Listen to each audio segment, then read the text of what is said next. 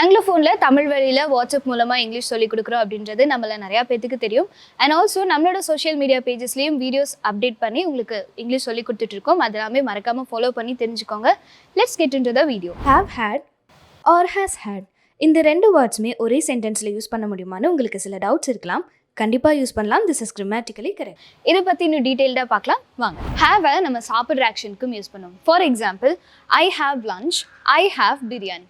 Eat இந்த வேர்டையும் சாப்பிட்ற ஆக்ஷனுக்கு use பண்ணுவோம். For example, I eat lunch, I eat biryani. இதுவே அந்த ஆக்ஷன் கண்டினியூ ஆகிட்டு இருக்கு, நீங்கள் இப்போ சாப்பிட்டுட்டு இருக்கீங்க அப்படின்னா ஐ ஆம் ஹேவிங் லஞ்ச், ஐ ஆம் ஈட்டிங் லஞ்ச். அதுவே உங்ககிட்ட யாராச்சும் வந்து என்ன சாப்பிட்டீங்க அப்படின்னு கேட்டாங்கன்னா I have had biryani or I have eaten biryani.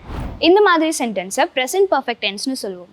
which means the action has started in the past, continues still present and has completed just now. Or to mention the achievements that have completed in the past. For example, I have completed engineering, she has completed computer engineering. Here are some examples where we can use present perfect tense. They have had 3 chocolates today. Inga today complete agla, but the action has completed already. அதனால தான் they have had 3 chocolates today.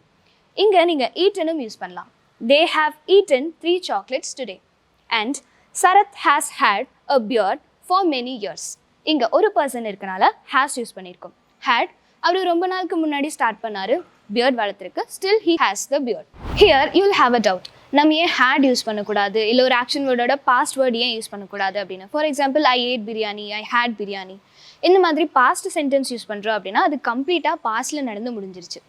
இங்கே ஒரு unspecified டைமில் நடந்த ஒரு விஷயத்த சொல்கிறதுக்கு தான் இந்த ப்ரெசன்ட் பர்ஃபெக்ட் டென்ஸ் யூஸ் பண்ணுவோம். Apart from eat and drink, have is also used to mention ownership, relationship, experience. For example, I have a bungalow, I have a sister, I have 3 years of experience.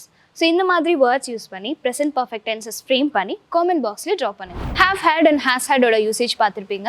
இந்த மாதிரி யூஸ்ஃபுல்லான videos மூலமாக English கற்றுக்க AngloFone பேஜஸை follow பண்ணுங்கள். AngloFone, your phone is your English teacher.